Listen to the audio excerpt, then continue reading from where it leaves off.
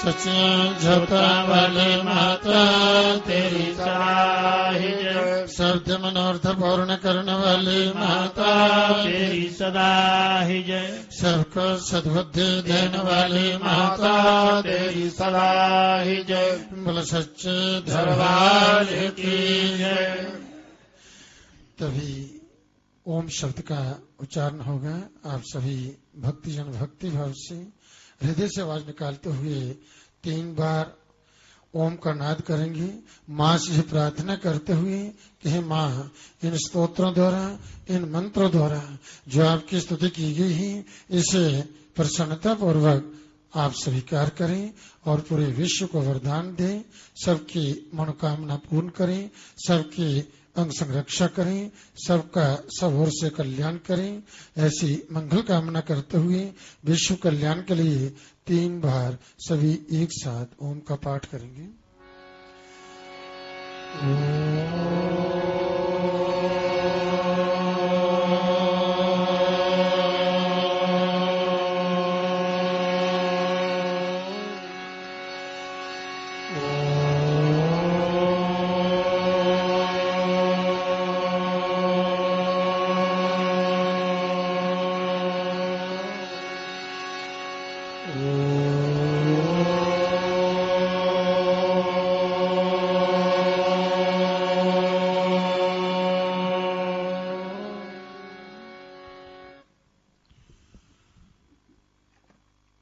प्रेमी भक्तजनों, वे लोग बड़े परम सौभाग्यशाली होते हैं जिन्हें इस देवी की कृपा से, मां के आशीर्वाद से धर्म के मार्ग पर चलते हुए, धर्मान कुल कर्म करते हुए इस मां जगजननी मां वैष्णो देवी के दरबार में आकर के इस मां भगवती आदि शक्ति की आराधना, मां की अर्चना, मां की भक्ति, मां का भजन, मां की स्तुति, मां का दर्शन, मां का आशीर्वाद प्राप्त करने का सौभाग्य प्राप्त होता है। जय मां भगवती आदि शक्ति, ये समझे जग सारे संसार के रचयिता है, जग जननी है, जगत माता है, जगत गुरु है और समस्त देवतागण भी इसी मां भगवती के शरणागत होकर के मां की भक्ति करते हैं, मां का आशीर्वाद प्राप्त करते हैं, जिनके आशीर्वाद से वह देवगण जो है शक्ति संपन्न होकर के अपना अपना कार्य करने में समर्थ होते हैं। इस शक्ति के बिना संसार का एक पत्ता भी हिल डुल नहीं सकता। जो शक्ति संपन्न होते हैं उन्हीं के सब कार्य जो है वह सफल होते हैं और उन्हीं को जीवन में सब प्रकार की जो है सिद्धि प्राप्त होती है और सब ओर से परम कल्याण को प्राप्त होते हैं। इसलिए धर्म के मार्ग पर चलते हुए, धर्मानुकूल कर्म करते हुए इस मां भगवती आदि शक्ति की आराधना, मां की भक्ति, मां का भजन, मां के नाम का जप और इस प्रकार से मां की स्तुति जो है जी प्रतिदिन जो है जी करनी चाहिए। और ऐसा करने से जो है मनुष्य के जीवन में कोई कष्ट, कोई रोग, कोई परेशानी नहीं आती, जीवन यात्रा सुखद बनी रहती है और देवी की कृपा से वह भक्तजन जो भी संकल्प करते हैं उनके वह सभी संकल्प जो हैं वह परिपूर्ण होते हैं। उन संकल्पों को उनको सिद्धि प्राप्त होती है। सच्चे दरबार। तो धर्म कर्म करते हुए जब साधक जो इस प्रकार से साधना करता है तो वह सब ओर से परम कल्याण को प्राप्त होते हैं और उनके वह जहां जहां भी जाता है वहां वहां उनके सब कार्य जो है सफल होते जाते हैं। धर्मेण राज्यम लभते मनुष्य स्वर्गं च धर्मेण नरः प्रजाति आयुष कीर्ति तपश्च धर्म धर्मेण मोक्षम लभते मनुष्य। धर्मोत्तर माता पितरौ नरस्य धर्मः सखा चात्र परे च लोके त्राता च धर्मस्तिह मोक्षदश्च धर्मः देते नास्ति तो किंच देव। इस प्रकार धर्मेण राज्यम लभते, धर्म से ही राज्य सुख की प्राप्ति होती है। जब मानव जो है धर्म के मार्ग पर चलते हैं तो धर्म से मनुष्य जो है जी राज्य प्राप्त करता है, राज्य सुख की प्राप्ति करता है और जो है धर्म से ही वह स्वर्ग प्राप्त करता है। स्वर्ग जो है जी जब व्यक्ति धर्म पूर्वक जीवन जीता है, धर्म के मार्ग पर चलता है, धर्मानुकूल कर्म करता है, तो इस प्रकार संसार में भी उसे सुख की प्राप्ति होती है, उसका जीवन सुखी बना रहता है और अंत में वह स्वर्ग को प्राप्त होता है। अर्थात स्वर्ग क्या है? सुख है, और नरक क्या है? दुख है। तो पुण्य कर्म करने से, धर्म कर्म करने से स्वर्ग की प्राप्ति होती है, और पाप कर्म करने से जो है नरक अर्थात दुख की प्राप्ति होती है। जीवन में कई बार ऐसा कोई कष्ट, कोई दुख आता है तो उस समय भयभीत मत होइए और किसी पर आरोप भी मत लगाइए, क्योंकि मनुष्य को जो है अपने ही कर्म जो मारते हैं, कोई किसी को नहीं मारता। और उसमें जान लेना चाहिए किसी न किसी जन्म का यही जन्म जहां किसी अन्य जन्म का कोई ऐसा पाप कर्म जो था, जो इस रूप मेरे सामने आया है, चाहे किसी कष्ट के रूप में, किसी दुख के रूप में, किसी व्याधि रोग के रूप में जो है वह उपस्थित हुए हैं, इसको उस समय खूब भक्ति करें, खूब भक्ति करें और क्षमा प्रार्थना करें इस मां भगवती जगजननी से। हमसे किसी प्रकार से कोई जाने अनजाने भूल हुई है तो मां में क्षमा कीजिए, अपने चरणों की भक्ति कीजिए, ऐसी कृपा कीजिए कि हम आपकी भक्ति करते हुए, आपका स्मरण, आपका ध्यान, आपकी स्तुति करते हुए हमारा जीवन बीते, ऐसी जो प्रार्थना करें। तो इस प्रकार से धर्म से ही आयु की वृद्धि होती है, व्यक्ति पूर्ण आयु का भोग करता है। जी जो आप धर्म कर्म करते हैं, सत्कर्म करते हैं, देव देवताओं की आराधना, देव देवताओं का जो दर्शन, उनका आशीर्वाद जो होता है, इससे जो है मनुष्य की रोग नष्ट होते हैं और जी वह दीर्घ आयु को प्राप्त होता है, निरोगी जीवन जो है वह जीता है। और इस प्रकार से उसकी कीर्ति, उसका यश मान को जो है जी अटल बना रहता है, उसमें कभी किसी प्रकार का काला धब्बा नहीं लगता।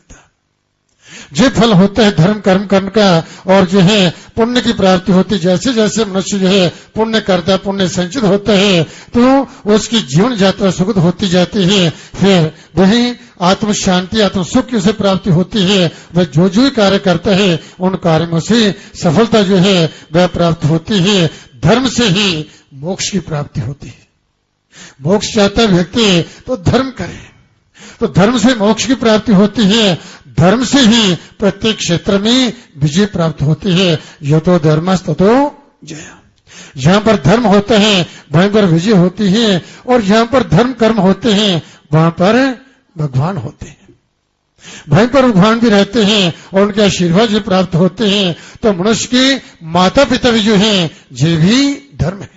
घर के अंदर जो है माता पिता जो है ये साक्षात देव है, और घर के अंदर जो माता पिता का मान सम्मान करते हैं, उनका आदर करते हैं, उनके आशीर्वाद प्राप्त करते हैं, तो जीवित धर्म है। इससे जो है वही लोक और परलोक जो है दोनों जो है उनके लिए शुद्ध हो जाते हैं।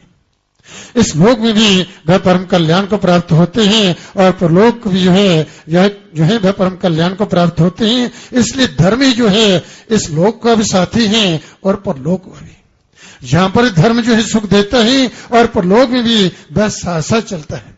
जो जीव जो है जब जो देह त्याग करके चलता है तो उस समय जो है धर्म ही एक मात्र ऐसा है जो उसके साथ साथ चलता और कहता है तो घबरा मत, मैं तेरे साथ हूं।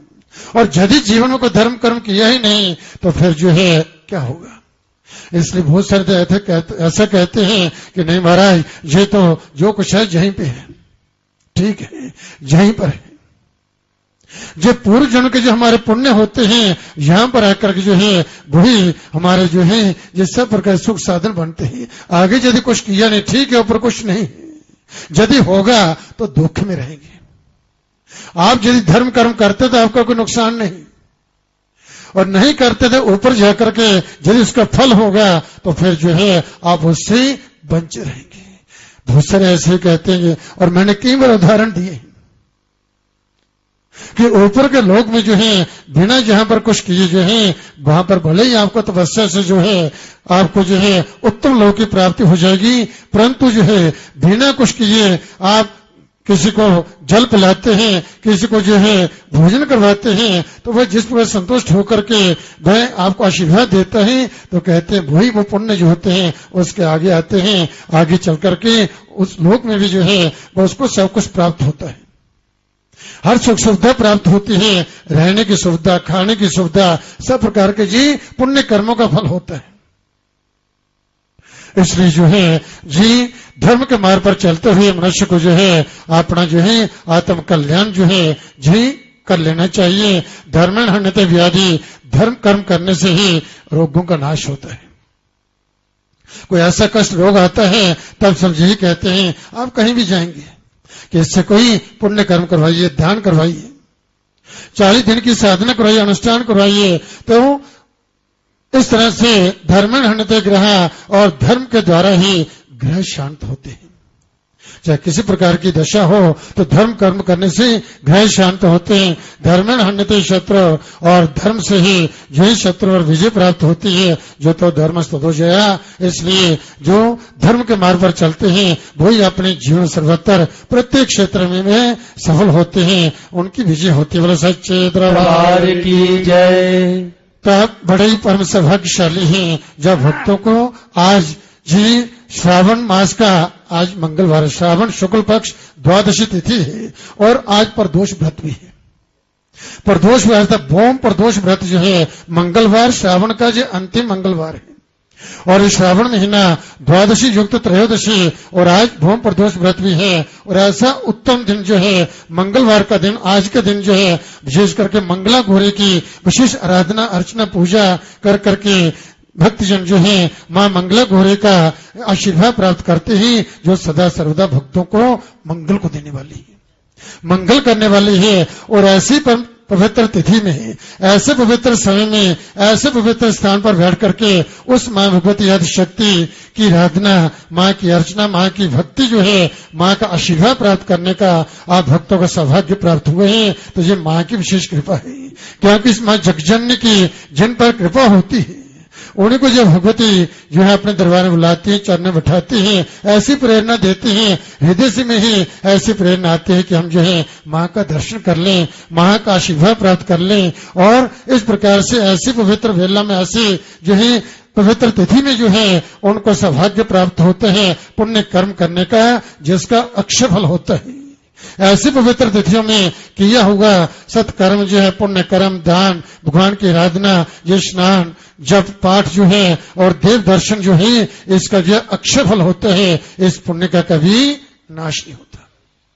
और जब इस प्रकार का सौभाग्य प्राप्त हो तो हृदय से मां का धन्यवाद करें कि मां आपकी कृपा से ये शुभ घड़ी पुण्य कर्म करने की प्राप्त हुई है। हे मां, इसी तरह से हम पर अपनी कृपा दृष्टि बनाए रखना और हम भक्तों का अपने चरणों के साथ लगाए रखना, ऐसी हम पर कृपा करना, क्योंकि आपकी कृपा के बिना कुछ भी संभव नहीं है। तो श्रावण मास में जितने भी मंगलवार आते हैं उनमें जो है यहाँ मंगला गौरी का पूजन करना चाहिए और ये व्रत जो है ये करना चाहिए। इसमें मंगलवार को जो है मां गौरी का पूजन विशेष रूप से ये किया जाता है, इसलिए मंगला गौरी व्रत जो है ये कहलाता है। ये व्रत जो है विवाह के बाद जो है ये 5 वर्ष तक का इसका विधान बतलाया गया है। जो सौभाग्यवती स्त्री जो है 5 वर्ष तक जो है इस व्रत को करते हैं, 5 वर्ष में किसी मंगलवार को जो है उसका उद्यापन करती हैं और उसमें जो है यहाँ उसकी संतान जो होती है वह पूर्ण आयु का भोग करती है, उसे संतान सुख की प्राप्ति होती है। तो संतान नहीं है, संतान सुख की प्राप्ति होगी और वह संतान जो पूर्ण आयु का भोग करेगी। इस प्रकार से यह मंगला गौरी का व्रत जो है वो सब ओर से जो है मंगल को देने वाला है। और काशी में जी श्रावण मास का पूरा मास ही जो है उत्सव के रूप में मनाया जाता है, परंतु मंगला गौरी का व्रत जो मंगलवार के दिन जो है विशेष वहां सौभाग्यवती स्त्री जो है इसको विशेष उत्सव के रूप में इसको मनाती है, व्रत करती है और मां मंगला गौरी की पूजा आराधना अर्चना कर करके मां का आशीर्वाद जो है प्राप्त करते हैं।